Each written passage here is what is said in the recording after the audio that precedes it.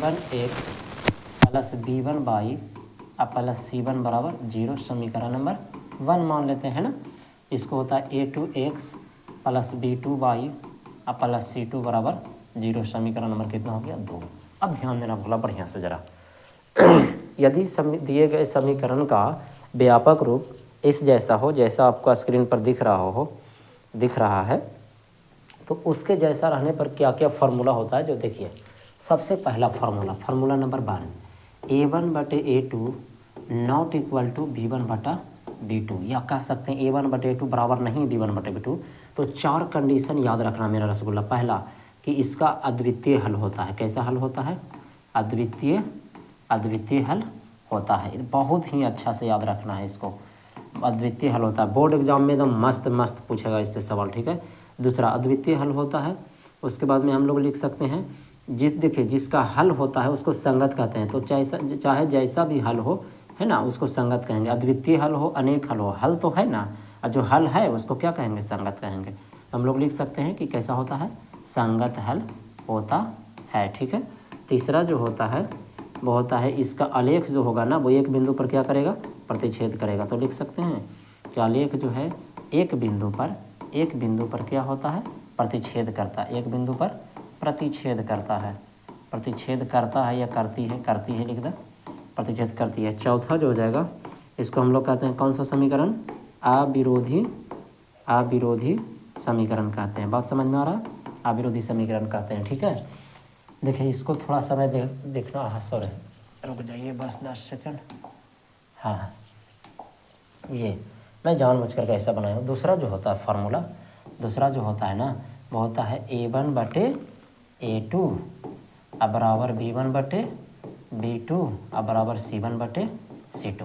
आप लोग जरूर पढ़े होंगे ऐसा फार्मूला, है ना। तो इसमें क्या क्या कंडीशन होता है चलिए देखिए आइए। पहला जो होता है अनेक हल होता है। कैसा हल होता है?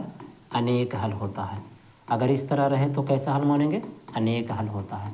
चलिए हल तो है ना, जो यदि हल हो रहा है तो उसको कौन सा हल कहेंगे? संगत हल। तो लिख देंगे कि संगत हल होता है, ठीक है। कैसा हल होता है? संगत हल होता है।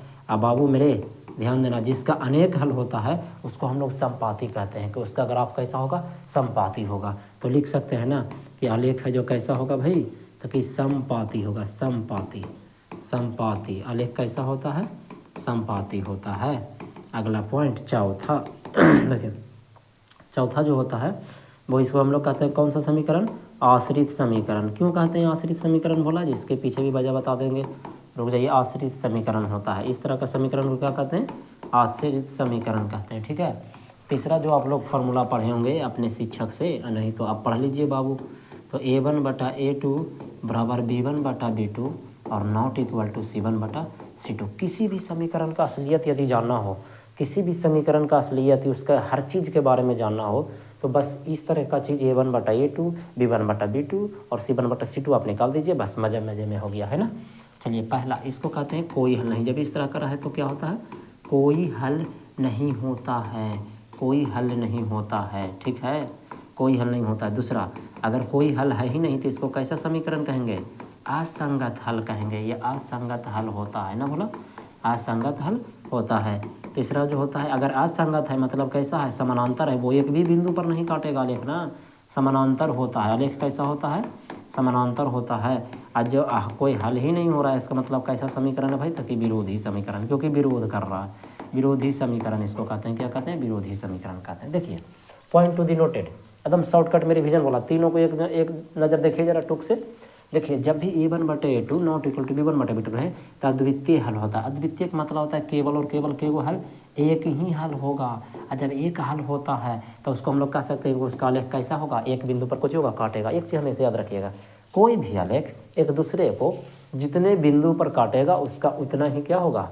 हल होगा, ठीक है। अगर एक बिंदु पर काटा तो एक हल, और 2 बिंदु पर काटा तो 2 हल, और 3 बिंदु पर काटा तो 3 हल। लेकिन 2 चर वाले रैखिक समीकरण की खास बात यही होती है कि सिर्फ और सिर्फ एक ही बिंदु पर काटता ही है, ठीक ना। तो देखा तो एक इसका मतलब समझ गए कि अगर अद्वितीय हल होता है तो हम लोग क्या कह देंगे? क्या एक के बिंदु पर काटता है? एक बिंदु पर काटता है। अनेक हल मतलब हो गया अनेक बिंदु पर। जैसे अगर इसका ग्राफ आप लोग खींचिएगा भोला, तो पहला का तो ग्राफ जैसे आया ना वैसे ही क्या हो जाएगा, उसी के ऊपर कौन हो जाएगा, दूसरकों के ग्राफ आ जाएगा, दूसरका भी उसी के ऊपर आ जाएगा।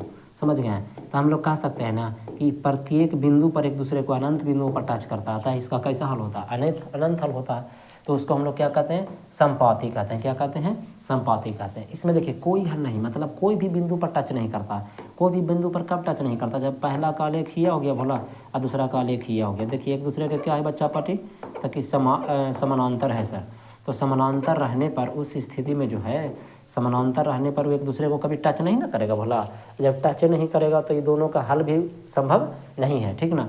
तो इसको क्या कहते हैं, आलेख कैसा होता है, समानांतर होता है। दूसरा कि अगर हल है, कैसा भी हल रहे, चाहे अद्वितीय हल रहे चाहे कुछ भी, हल जो होगा उसको कौजी कहेंगे, संगत हल कहेंगे। अनेक हल है तो यो कौजी कहेंगे, संगत हल। कोई हल रहे, हल तो है ना, बस संगत हल कहेंगे। और यदि कोई हल नहीं हो रहा है, इसका मतलब वो क्या है, असंगत है। बस बात समझ में आ गया। अब देखो भोला, ये देखिए इसका क्या होता है कि एक बिंदु पर कन्फर्म है कि कट जाता है, तो ये किसी प्रकार का विरोध नहीं पैदा करता है। इस तरह के समीकरण को जब भी आप हल करोगे तो बहुत आसानी से हल हो जाएगा। x और y का मान बहुत ही आसानी से निकल करके आ जाएगा। इसीलिए हम लोग इसको क्या कहेंगे, अविरोधी। अविरोधी क्यों, क्योंकि हमें कोई विरोध नहीं पहुँचाया, इसीलिए इसको कैसा समीकरण कहेंगे, अविरोधी समीकरण कहेंगे। बस कुछ समय दीजिए, आपका कंसेप्ट क्लियर, सेवा समाप्त। उसके बाद में हम लोग चलेंगे ऑब्जेक्टिव प्रश्न की ओर। अच्छा, इसमें क्या है, अनेक हल। अनेक मतलब अनेक बिंदु पर टच करेगा। अनेक बिंदु मतलब पता ही नहीं चलेगा कि कौन सा ये वाला हल होगा, कि वाला होगा, ये वाला होगा, कोई फिक्स नहीं है। मतलब लेकिन आश्रित है, असरा लागल है ना, बोला एक कहता ना कि आसरा लगेले ही कि हाँ ये कम्मा हो जेते, तो वही वाला बात है। आसरा लागल है मतलब आश्रित समीकरण, लेकिन फिक्स नहीं है कि के वजह है ना, आसरा लागल है। तो इसीलिए कैसे इसको किस तरह का समीकरण कहेंगे, आश्रित समीकरण कहेंगे। विरोधी मतलब पूरा विरोध करेगा, जब भी आप इसको हल करोगे हल होगा ही नहीं, x और y का मान निकाल करके आएगा ही नहीं। तो जब x और y का मान निकाल करके नहीं आएगा, हम कह सकते हैं उसको कौन सा समीकरण, विरोधी समीकरण, क्योंकि हल होने में विरोध पहुंचा रहा है, इसीलिए विरोधी समीकरण। चलें नेक्स्ट प्रश्न की ओर। विश्वास है कि आप लोग को ये कंसेप्ट जो है बहुत अच्छी तरीक़ा से समझ में आ गया होगा। और यदि समझ में आ रहा है, मेरे पढ़ाई द्वारा कंटेंट यदि अच्छा लग रहा है आपको, तो इस चैनल को सब्सक्राइब जरूर कीजिएगा और अपने दोस्तों, अपने सभी चाहने वालों को ज़रूर शेयर कीजिएगा।